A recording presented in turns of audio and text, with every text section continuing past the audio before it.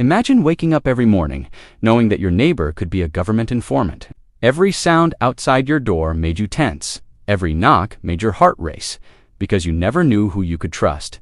This was daily life for millions of people living behind the Iron Curtain. The world outside saw nations like East Germany, Poland, and the Soviet Union as powerful and united.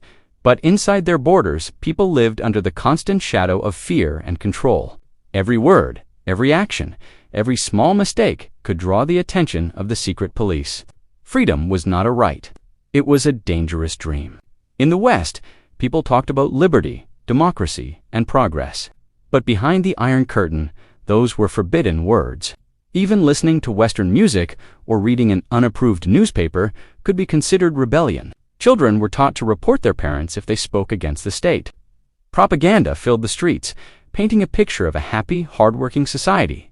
But the truth was very different. For those trapped on the eastern side, the Iron Curtain wasn't just a political line, it was a mental prison that separated them from the rest of the world. Imagine growing up knowing that crossing an invisible border could cost you your life. The people lived under leaders who controlled every thought, every dream, and every whisper. Yet deep down, behind the silence and fear, there was still hope, a quiet hope that one day the curtain would fall and freedom would return. This is the hidden story of what life was really like behind the Iron Curtain, where survival required silence, courage, and an unbreakable spirit. For millions trapped behind the Iron Curtain, freedom wasn't just a dream. It was a dangerous thought. The idea of speaking your mind or questioning authority could destroy your life overnight. Every word you said, every letter you wrote, and every friendship you made had to be carefully measured. One careless sentence could lead to an unexpected midnight knock on your door. People learned to smile in public and whisper in private, never sure who might be listening. Even the walls seemed to have ears. Families lived under constant tension, afraid that a relative or a neighbor might secretly report them to the authorities. Children were raised to love their country and distrust anyone who spoke differently. In schools, loyalty to the regime was taught as a virtue, and obedience was the only path to safety. The state promised equality and justice, but what it delivered was fear and silence. Imagine walking down a quiet street where no one dared to make eye contact for too long. Conversations stopped when strangers passed by. The laughter you heard in public felt forced. The posters on the walls showed smiling workers, but those smiles hid empty stomachs and broken spirits. For ordinary people, life behind the Iron Curtain meant pretending that everything was fine, while silently dreaming of a world they were forbidden to reach. This wasn't just a conflict of nations, it was a battle for the human soul. And in this world of secrets, suspicion, and survival, hope became the most dangerous weapon of all. After World War II ended, Europe was left in ruins, and two powerful forces emerged from the chaos: the United States and the Soviet Union. Both had fought against Nazi Germany. But once the war was over, their friendship turned into deep mistrust. The Americans wanted democracy and free markets to spread across Europe, while the Soviets wanted control and communism to protect their influence. This clash of beliefs divided the continent into two opposing worlds. The Iron Curtain was not a real wall stretching across Europe. It was a symbolic barrier that separated the free nations of the West from the communist states controlled by the Soviet Union in the East.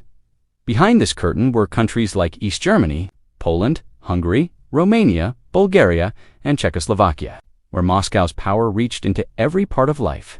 The borders were closed, guarded by soldiers and barbed wire, making it nearly impossible for people to escape to the West. Winston Churchill was the first to call it the Iron Curtain in 1946, warning that half of Europe had fallen under Soviet domination. On one side stood Western Europe, rebuilding with American help and enjoying freedom of speech and democracy. On the other side, Eastern Europe lived under strict communist rule, where the government decided everything from what people read and watched to what jobs they could have. This invisible curtain marked the beginning of the Cold War, a long period of tension, espionage, and fear that would last for decades. It wasn't just about weapons or politics, it was about two very different ways of life, divided by an invisible wall that split families, friendships, and entire nations. In this video, we'll uncover how people actually lived under the shadow of total control, where every move was watched and every word was judged. Behind the Iron Curtain, Daily life was a constant balance between obedience and quiet resistance. Ordinary citizens tried to live normal lives, raising families, going to work, and finding moments of happiness while being surrounded by fear. The secret police were everywhere, blending into the crowd, always listening, always watching. A simple joke about the government could end with a prison sentence. Letters were opened before reaching their destination. Phones were tapped, and even friends could turn into informants overnight. Yet, in the middle of this suffocating control, people found ways to survive. They learned to hide their thoughts, to trust only a few, and to dream quietly of a life beyond the border. Every day was a test of courage and patience. This story isn't just about politics or history, it's about real people struggling to keep their humanity in a world designed to crush it. As we explore their lives, you'll see how hope and determination endured even under the darkest regimes, and how the spirit of freedom could never be completely silenced. When World War II ended in 1945, Europe was left shattered. Cities were in ruins, millions were dead, and entire governments had collapsed. The continent needed rebuilding, but the two biggest powers that emerged from the war, the United States and the Soviet Union, had completely different visions for what that rebuilding should look like. The United States believed in democracy, freedom of speech, and open markets, while the Soviet Union, under Joseph Stalin, wanted to spread communism and ensure that no nation near its borders could ever threaten it again. As the Allies divided up the defeated Germany, tensions began to rise. The western part of Germany, controlled by the United States, Britain, and France, started moving toward democracy and economic recovery. With help from the American Marshall Plan, the eastern part, controlled by the Soviet Union, became a communist state under Moscow's control. This same pattern spread across Europe. Nations like Poland, Hungary, Romania, Bulgaria, and Czechoslovakia were forced to adopt communist governments loyal to the Kremlin. Stalin used his Red Army to make sure no one in those countries could resist. The West watched in alarm as Soviet power spread like a shadow across Eastern Europe. Winston Churchill described it perfectly when he said that an iron curtain had descended across the continent. On one side stood Western Europe, rebuilding freely with American support. On the other side, Eastern Europe fell under the heavy hand of Soviet control. What began as a wartime alliance quickly turned into a deep division of political, military, and ideological split that would define global affairs for nearly half a century. Families, friends, and even entire nations were separated by this invisible line that divided freedom from oppression. After World War II, Joseph Stalin wasted no time extending Soviet power across Eastern Europe. His goal was to build a protective wall of communist states around the Soviet Union, ensuring that no Western country could ever invade again. He began by installing loyal communist leaders in the nations his Red Army had liberated from Nazi control. In reality, these countries did not become free, they simply exchanged one form of domination for another. In Poland, Soviet-backed leaders took over through manipulated elections and political pressure. Opposition groups were crushed, and thousands of people who resisted were imprisoned or executed. In East Germany, Stalin created a government that followed Moscow's orders completely.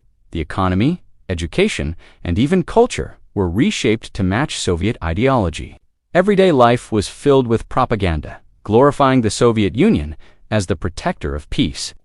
Hungary and Czechoslovakia experienced similar fates. Both nations initially hoped for political independence after the war, but Stalin's secret police made sure that anyone with democratic ideas was silenced. In Czechoslovakia, communists staged a coup in 1948, ending all hope of democracy. In Hungary, the government became a Soviet puppet, ruled by fear and strict control. In Romania and Bulgaria, Stalin's influence was even more direct. Soviet troops remained stationed there for years, and local communist parties, backed by Moscow, quickly took control of the governments. Kings were forced to abdicate, and monarchies were replaced by communist regimes. Stalin's policies demanded loyalty above all else. He wanted obedience, not partnership. By the late 1940s, almost every nation in Eastern Europe had fallen into the Soviet orbit. The Red Army's presence, combined with secret police and propaganda, created a vast empire of fear. Stalin had built his buffer zone, wall of communist states that stretched from the Baltic to the Balkans, marking the beginning of a divided Europe that would remain split for decades.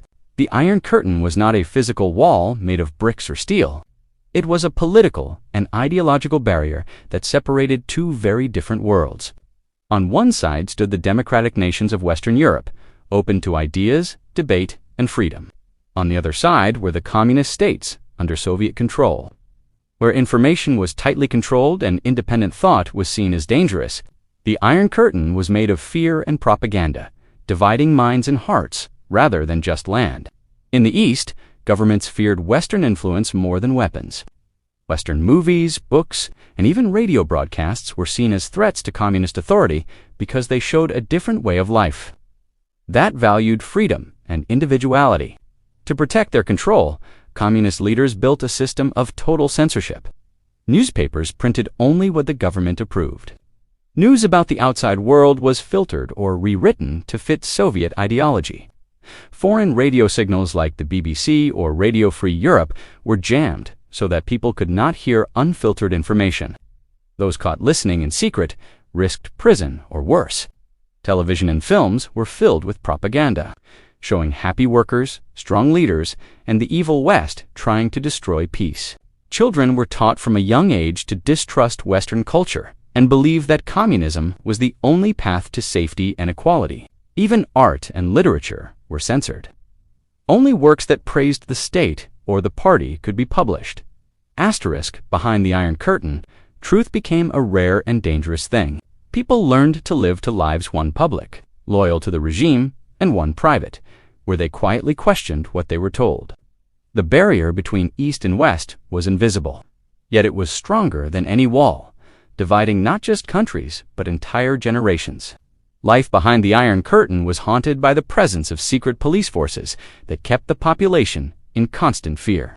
In East Germany, the Stasi became one of the most terrifying and efficient intelligence agencies in history. It watched everyone, everywhere. The Stasi recruited thousands of informants, ordinary citizens, teachers, co-workers, and even family members who secretly reported on each other.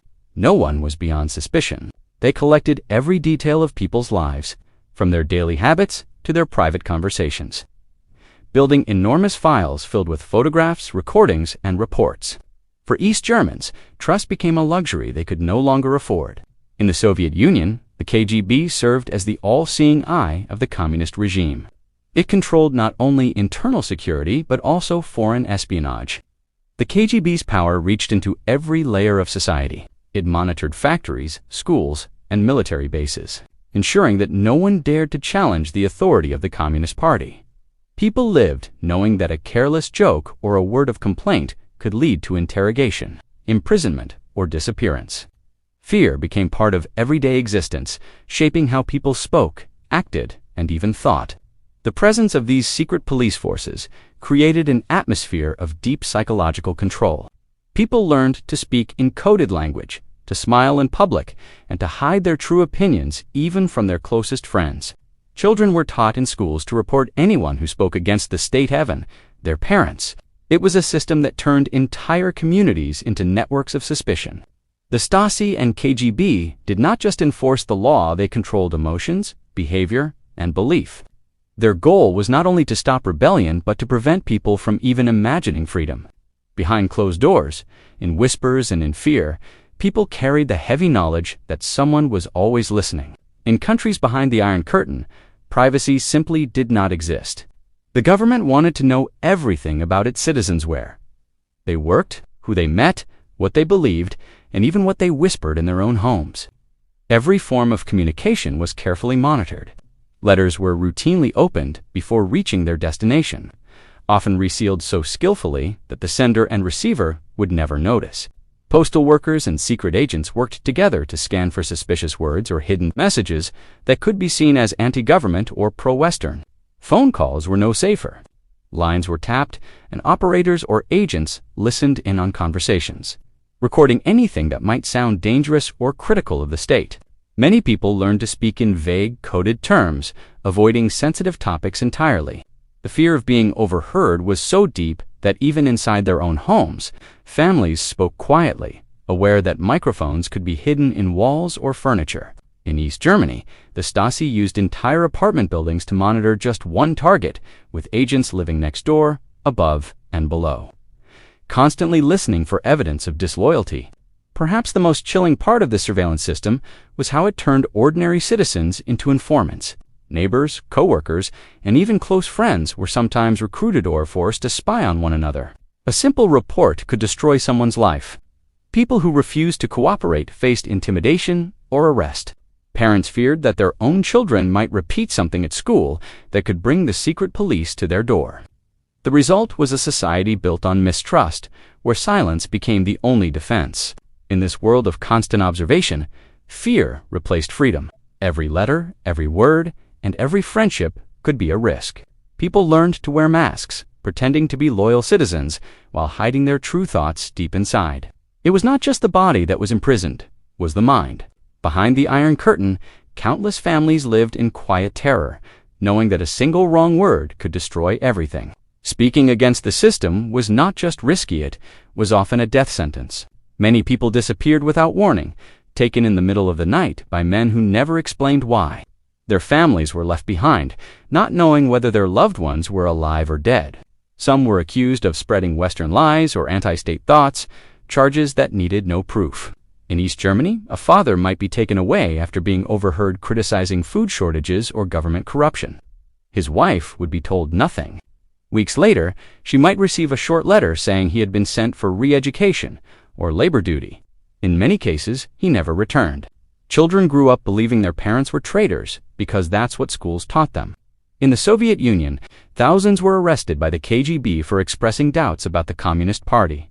Neighbors would wake up to find an entire family gone, their apartment sealed, their names erased from public records as if they had never existed.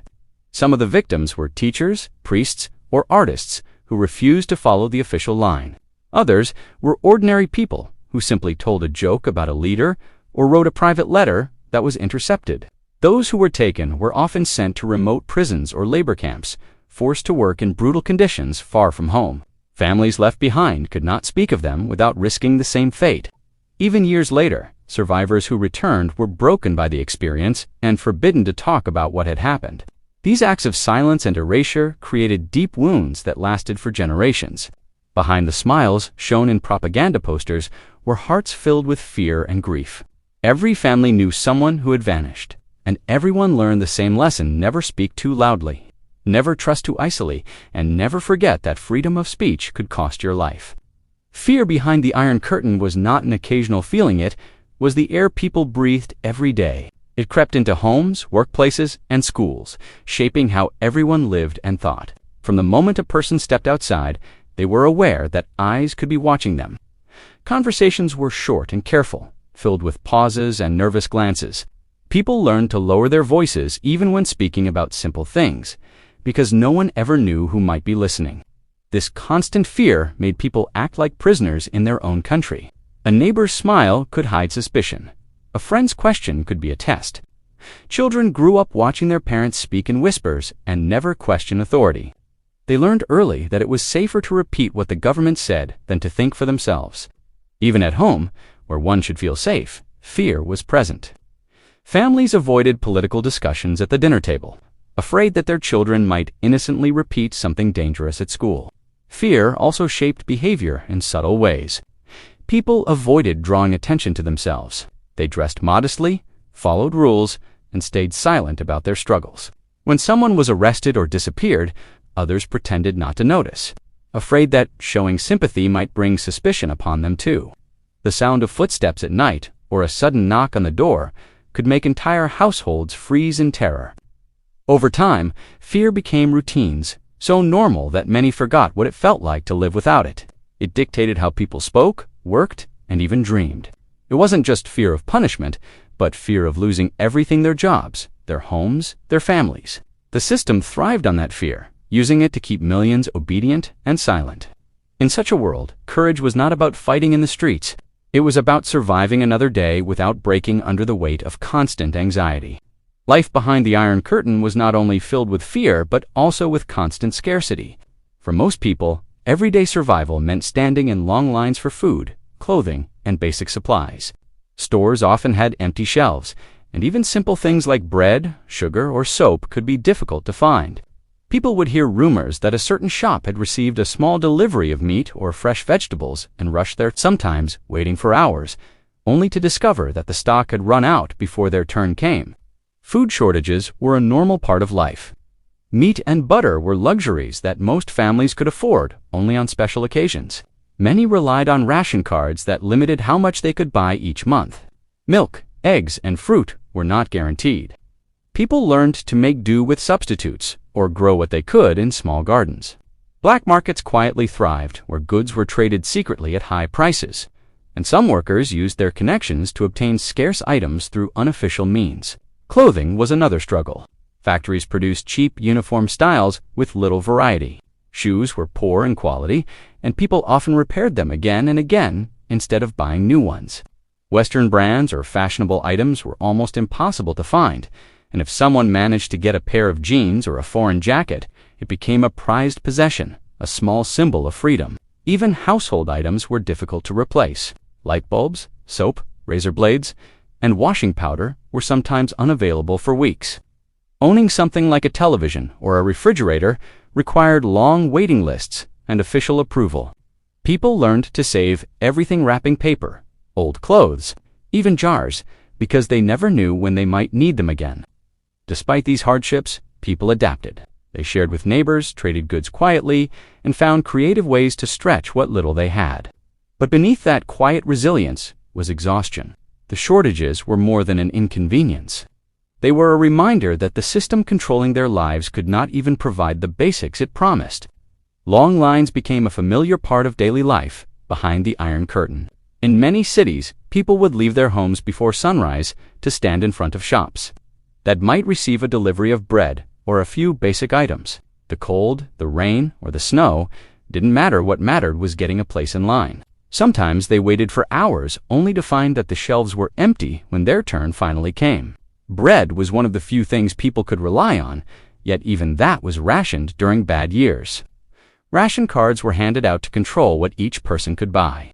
They were meant to ensure fairness, but in reality, they were a constant reminder of limitation.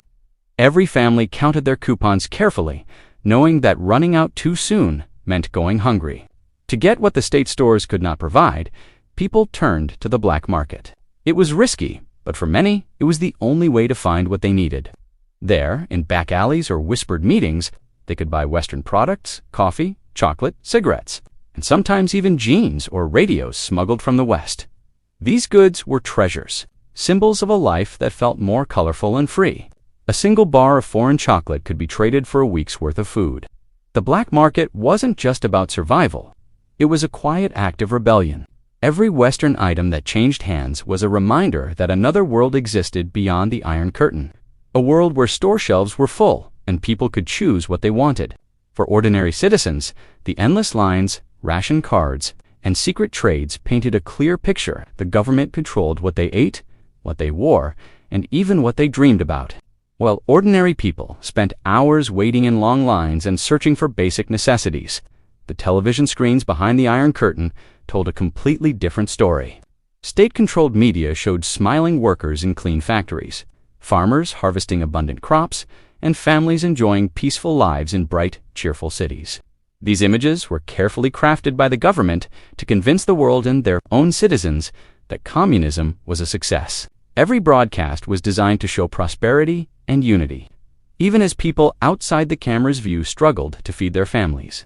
On the evening news, announcers spoke with proud voices about record production, full employment, and the triumph of the socialist system. Footage of factory workers waving red flags or children singing songs about the party filled the screens. No mention was ever made of empty shelves or hunger. When a factory underperformed, the story was twisted into a tale of progress and improvement. When people protested, the events were hidden or described as Western lies. For many citizens, these broadcasts were painful to watch because they knew the truth. They would return home after standing in line for bread or soap, turn on the television, and see smiling faces celebrating abundance. The contrast between what they saw on TV and what they experienced every day was enormous. Some laughed quietly at the absurdity of it, while others felt anger and hopelessness. Yet they could not speak their minds, because doubting the official message was considered a crime. Propaganda wasn't only meant to fool people, was meant to control them emotionally. By repeating the same false image of happiness, the state tried to make citizens doubt their own reality. If life was hard, they were told it was their fault, not the government's. Over time, people learned to watch television, not for information, but as a performance show of lies that everyone pretended to believe. Imagine the screen showing scenes of shining factories, children laughing in bright school uniforms, and workers proudly raising the red flag while music of victory played in the background. The announcer spoke with excitement about progress, equality, and the success of socialism. But just outside those polished studio walls, life told another story. Streets were gray and quiet, grocery stores half empty, and people tired from standing in endless lines for food that might never come. The propaganda showed happiness, but the reality was filled with struggle and silence. Families gathered around their small televisions each night, not to learn the truth, but to hear the same hopeful lies repeated again and again. The news said everyone was working together for a better future. Yet behind closed doors, people whispered about friends who had disappeared or lost their jobs for asking too many questions. On the screen, the world looked perfect. New housing blocks, healthy children, smiling farmers. But those living inside those blocks often had no heat in winter and rationed food to make it through the week. The emotional gap between what people saw and what they lived was enormous. For some, it caused quiet anger. For others, it created fear and confusion. Some even began to doubt themselves, wondering if they were the problem for not feeling as happy as the television said they should. This contrast between propaganda and real life defined what it meant to live behind the Iron Curtain in existence, where truth was hidden behind a carefully painted illusion, and the brightest smiles on screen masked the darkest realities off it. Despite the walls of censorship and the constant watch of the authorities, Western culture managed to slip through the cracks and capture the hearts of young people behind the Iron Curtain. It came in whispers, in smuggled records, and in forbidden radio broadcasts that played late at night. Teenagers would gather in small groups, turning the volume down low as they listened to rock and roll from Radio Free, Europe, or the BBC. The music was more than sound, it was a taste of freedom. A rhythm that spoke of individuality in a world that demanded obedience. Movies from the West, when they somehow made their way into Eastern Europe, had a similar effect. Young audiences were amazed by the bright lights of American cities, the open roads, and the sense of adventure and personal choice that Western film showed. Even a simple love story or a scene of friends laughing in a diner seemed revolutionary compared to the controlled and emotionless characters in state-approved films. For many, watching a Western movie secretly felt like stepping into another world, one that was alive and full of color. Fashion also became a quiet form of rebellion. Blue jeans, leather jackets, and band T-shirts, things considered normal in the West, were symbols of resistance in the East. Getting a pair of jeans often required connections on the black market, or help from relatives who had escaped to the other side. When someone walked down the street wearing Western-style clothes, it wasn't just about style. It was a statement. It said, "I see the world beyond this wall."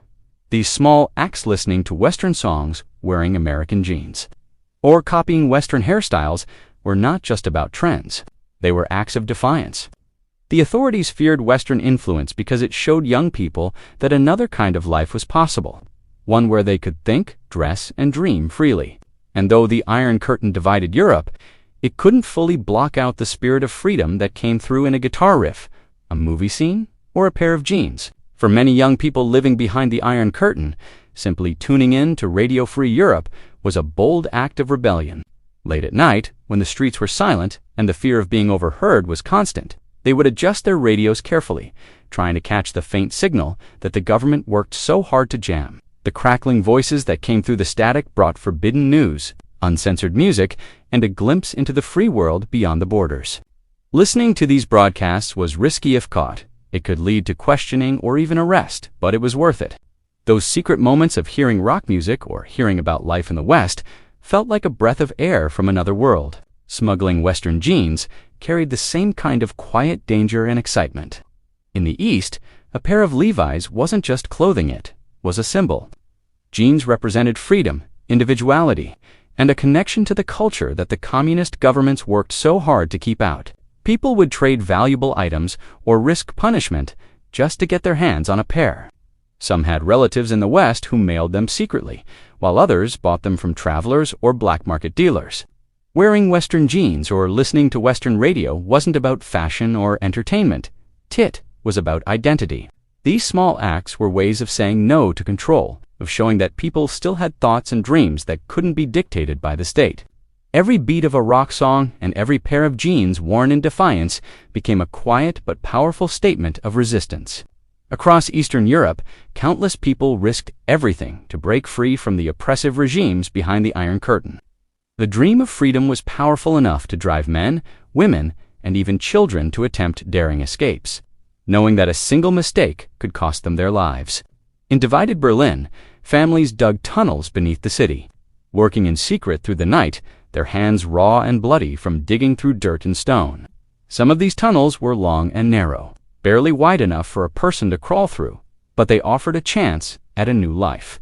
Entire families crawled through them, leaving everything they knew behind for the promise of freedom on the other side. Others tried their luck above ground, sprinting across fields lined with barbed wire, landmines, and armed guards. Some were caught, others were shot.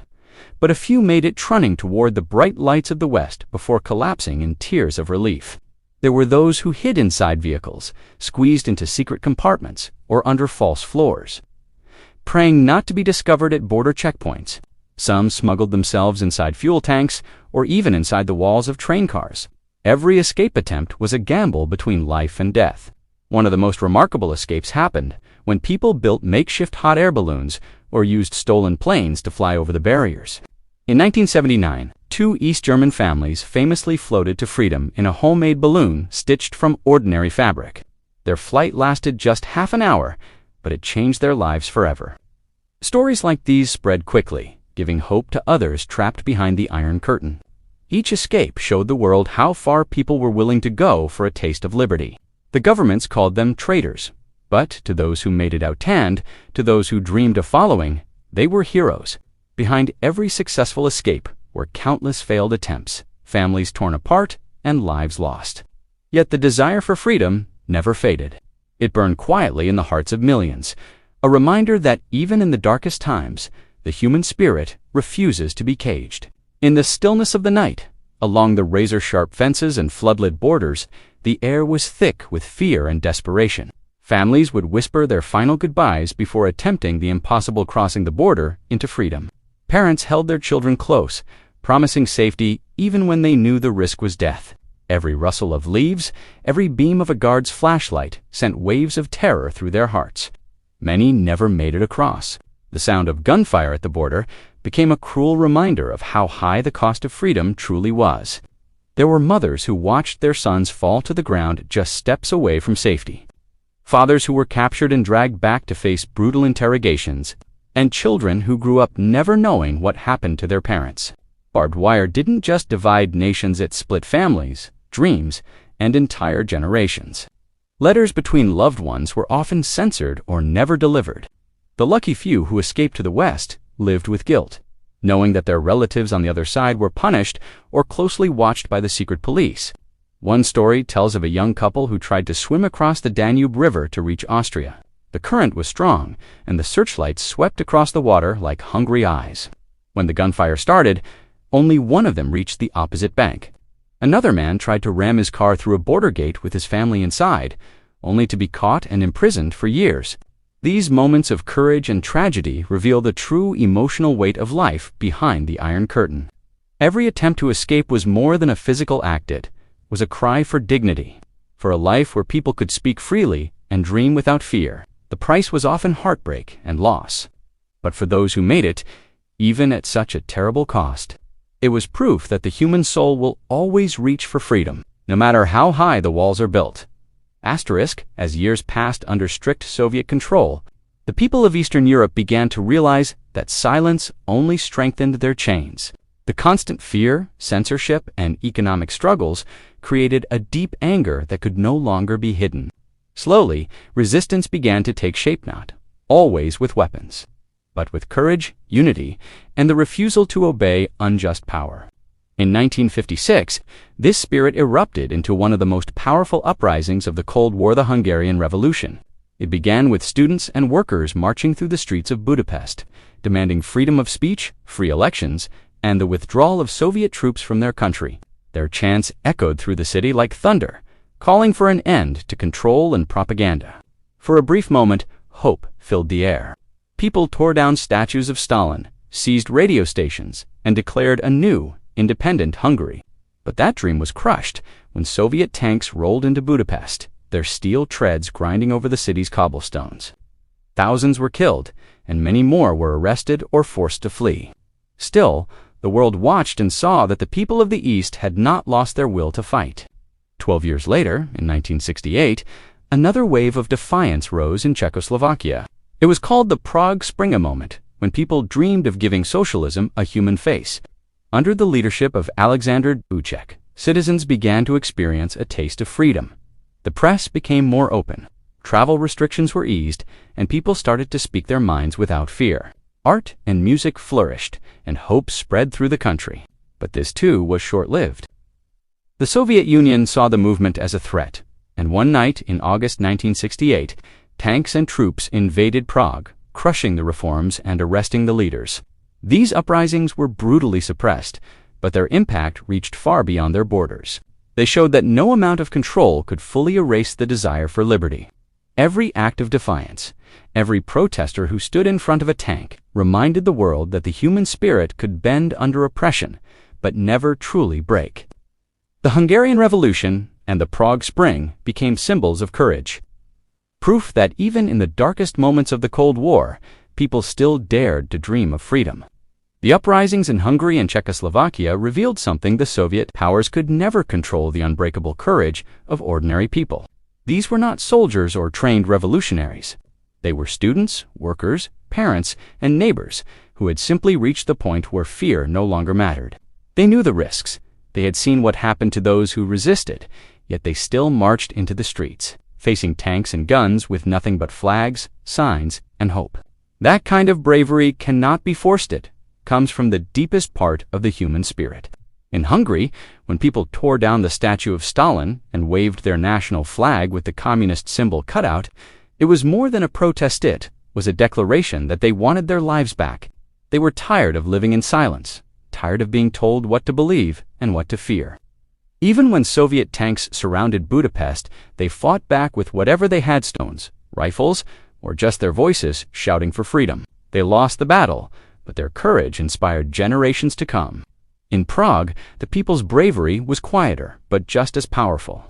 When tanks entered the city in 1968, citizens didn't meet them with violence. They met them with words, music, and flowers. Protesters climbed onto the tanks, talking to the soldiers, pleading for understanding. Students covered walls with messages of peace and hope.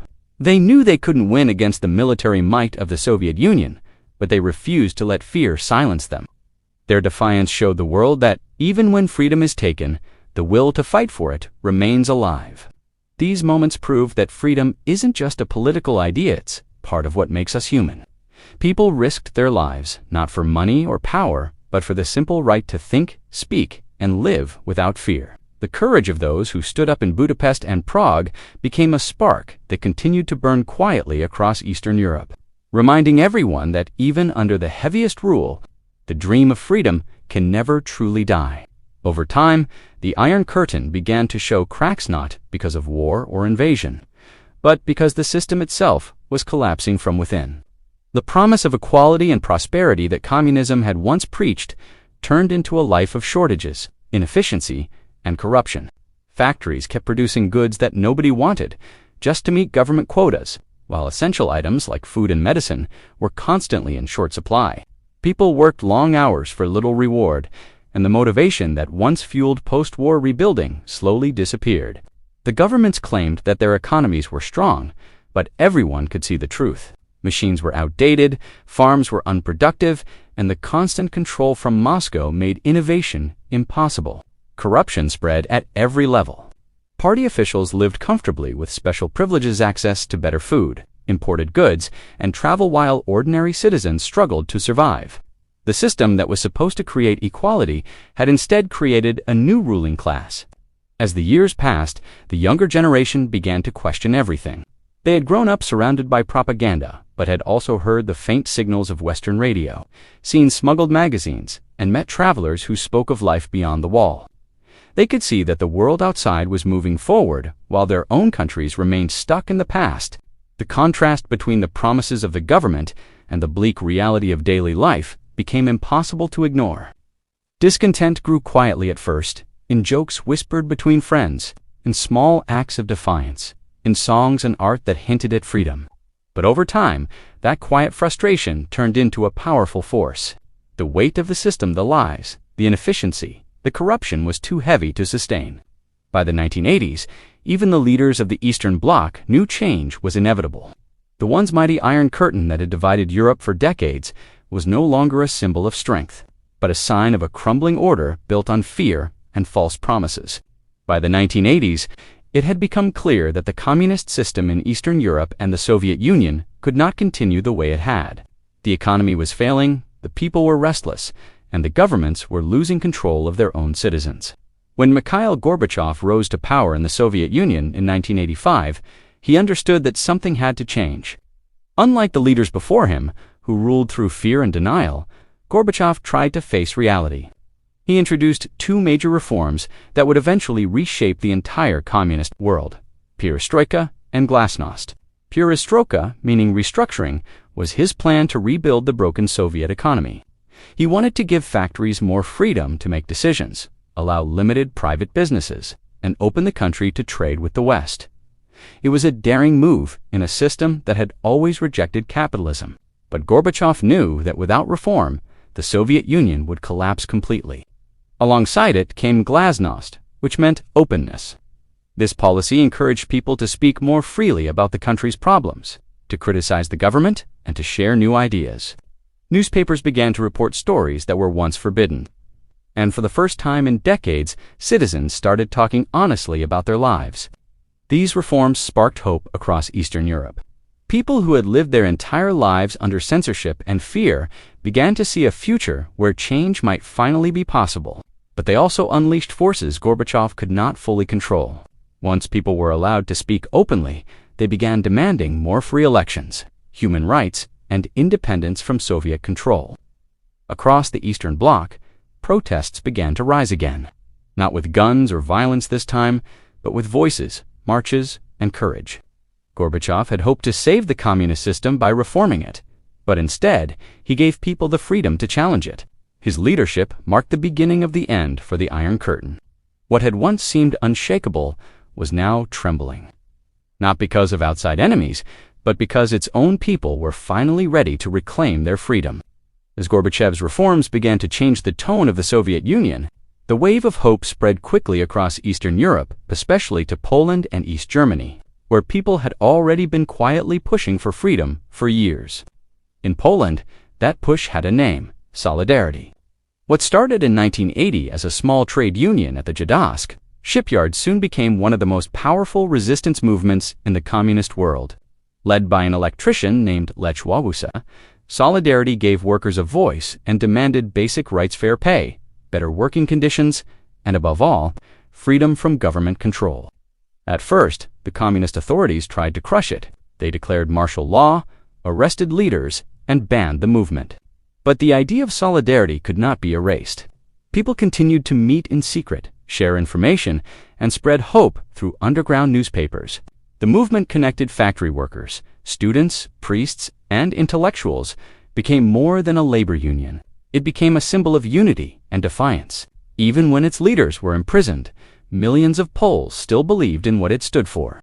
By the mid-1980s, Solidarity had become a force the government could no longer ignore. In East Germany, the same spirit was beginning to take hold. The people were tired of constant surveillance by the Stasi and the empty promises of their leaders. Churches became meeting points for peaceful gatherings, where citizens prayed for freedom and spoke about change. What started as small meetings grew into large demonstrations. By 1989, thousands were marching in the streets of Leipzig and other cities, chanting "Wir sind das Volk," we are the people. The East German government tried to silence them, but the crowds only grew stronger.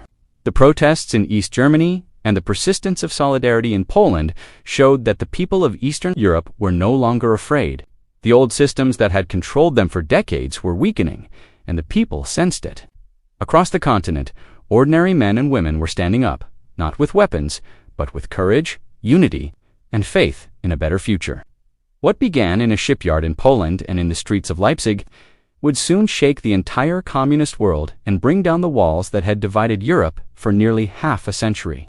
On a cold November night in 1989, something extraordinary happened that no one believed they would see in their lifetime. The Berlin Wall, the concrete symbol of division, fear, and oppression that had separated families and crushed dreams for nearly 3 decades, finally began to crumble. For years, East Berliners had stared at the wall, knowing that on the other side lay freedom, yet guarded by soldiers and barbed wire that made escape almost impossible. But that night, everything changed, not through violence or invasion, but through the unstoppable power of people who had simply had enough. Crowds began to gather at the checkpoints, confused by rumors that the borders were open. No one knew for sure if it was true, but hope spread like wildfire. Thousands of people flooded the streets, shouting and crying, demanding to cross. The border guards, overwhelmed and uncertain, finally gave in and opened the gates. Suddenly, the impossible happened. East and West Berliners rushed toward each other, laughing, cheering, and embracing through tears.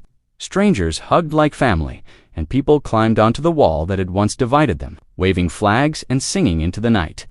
Some brought hammers and chisels, breaking off pieces of the wall as souvenirs of freedom. The gray concrete that had once stood as a symbol of oppression was being torn down piece by piece by the very people it had tried to imprison. Television cameras captured the moment as the world watched in awe. The Berlin Wall, once the heart of the Cold War, had fallen not because of an army, but because of courage, unity, and hope. For millions across Eastern Europe, this was more than the end of a barrier. It was the beginning of a new era. Families reunited after decades of separation, and people felt the air of freedom for the first time in their lives. The fall of the Berlin Wall became the moment the Iron Curtain truly shattered, and with it, the old world of fear began to fade away. It was a night when the human spirit triumphed over tyranny. When history itself turned a page on, the whole world celebrated the sound of freedom echoing through the streets of Berlin. The fall of the Iron Curtain was not just the end of an era, it was the rebirth of hope. For nearly half a century, millions had lived under the weight of fear, silence, and control. But through all those dark years, the human spirit never surrendered. From the whispered dreams of those who listened to forbidden radio stations, to the brave souls who risked their lives to escape, and to the crowds who finally tore down the Berlin Wall, every act of courage proved one truth: freedom can be delayed, but it can never be destroyed. The story of life behind the Iron Curtain reminds us that even in the most controlled societies, the desire to be free burns quietly in every heart. It's a story of pain and sacrifice, but also of incredible strength and unity. The people who lived through those years showed the world that courage is not the absence of fear, it's the decision to stand up even when the odds seem impossible. As we look back on that time, we are reminded that freedom is fragile, and it should never be taken for granted. It was earned through the struggles and sacrifices of countless men and women who refused to accept a life without choice. Their courage tore down walls, both physical and invisible, and opened the door to a future where hope could finally breathe again. So as the echoes of that history still linger today, one message remains clear: no matter how strong the barriers, no matter how deep the darkness, the human spirit will always find a way to rise. Freedom came at a cost, but their courage reshaped the world we live in today. The people who lived behind the Iron Curtain showed that even the strongest walls can fall when faced with unity and hope. Their bravery not only changed their own lives, but also transformed the course of history, proving that the human spirit cannot be caged forever. The light of freedom they ignited continues to guide us, reminding us that no matter how dark the times may seem, there is always a way forward. As the echoes of their struggle fade into history, their message remains timeless. Freedom is fragile, but as long as there are hearts willing to defend it, it will never be lost. The courage of those who dared to dream has given us a world where walls no longer divide, and where hope, once silenced, now speaks freely to all. If you want to explore more hidden stories from the Cold War, don't forget to subscribe to Cold War Files, where history comes alive. Every video takes you beyond the textbooks and into the secret struggles, the untold heroism, and the human emotions that shaped one of the most intense eras in history. By subscribing, You become part of a community that uncovers the truth behind the world's greatest power rivalries, silent battles, and moments that changed history forever. Turn on the notification bell so you never miss an episode, because each story reveals a new piece of the puzzle that defined the modern world. Together, we'll continue exploring the mysteries, betrayals, and triumphs that made the Cold War more than just a conflict. It was a story of humanity's fight for freedom and survival. Asterisk.